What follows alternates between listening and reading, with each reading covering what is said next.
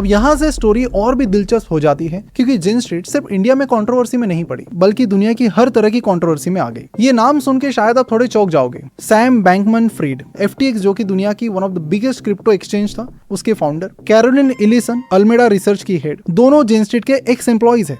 Sam बैंकमैन-फ्रिड ने जिन street में काम किया था, वहां से प्रोबेबिलिटी और ट्रेडिंग का सेंस सीखा, फिर वहां से निकल के क्रिप्टो में गया और FTX बनाया। और हम सब जानते हैं कि आगे क्या हुआ। $8 बिलियन कस्टमर फंड्स के साथ फ्रॉड हुआ। सैम जेल में है। अब जिन स्ट्रीट का FTX से कोई डायरेक्ट इन्वॉल्वमेंट नहीं है, लेकिन कनेक्शन एग्जिस्ट करता है थ्रू पीपल। उसके बाद फरवरी 2026 टेराफॉर्म लैब्स, जिसके टेरा लूना टोकन ने 2022 में $60 बिलियन वाइप किए थे। बाद में कंपनी बैंकरप्ट हुई। कंपनी ने जेन स्ट्रीट पर लॉसूट फाइल किया कि जेन स्ट्रीट ने वहां पर इनसाइडर ट्रेडिंग की, जिसकी वजह से उन्हें काफी नुकसान हुआ। केस अभी भी चल रही है, कोई फाइनल वर्डिक्ट नहीं।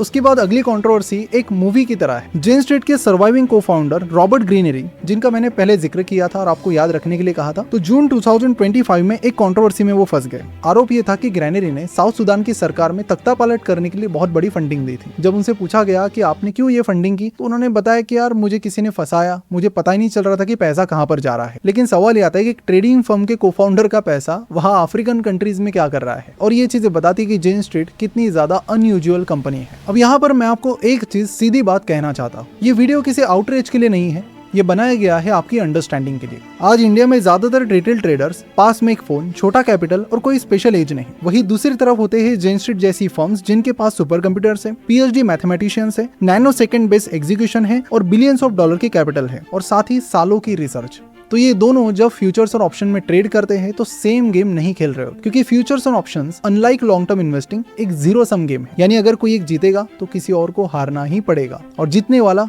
Most of the time Jane Street होता है और हारने वाले रिटेल ट्रेडर्स। और इसी के चलते रिजल्ट क्या होता है, तो 91% रिटेल F&O ट्रेडर्स लूज करते हैं हर साल, on an average 1.2 lakh rupees पर पर्सन, और ये पैसा सिंपली ट्रांसफर होता है जेन स्ट्रीट जैसी ट्रेडिंग फर्म्स के पास। यानी कि स्टॉक मार्केट में लॉन्ग टर्म वेल्थ क्रिएशन आज भी सबसे बड़ा पावरफुल टूल है पैसा बनाने के लिए। लेकिन जब बात आती है F&O ट्रेडिंग की, तो वहां पर गेम फेयर बिल्कुल भी नहीं है। तो ये थी जेन स्ट्रीट की पूरी कहानी। 4 लोग, 1999, एक छोटा सा ऑफिस, एक ऑब्सेशन, सही प्राइस ढूंढना, और 3 डिकेड्स में वो बन गई दुनिया की सबसे मिस्टीरियस, सबसे पावरफुल, सबसे प्रॉफिटेबल ट्रेडिंग फर्म।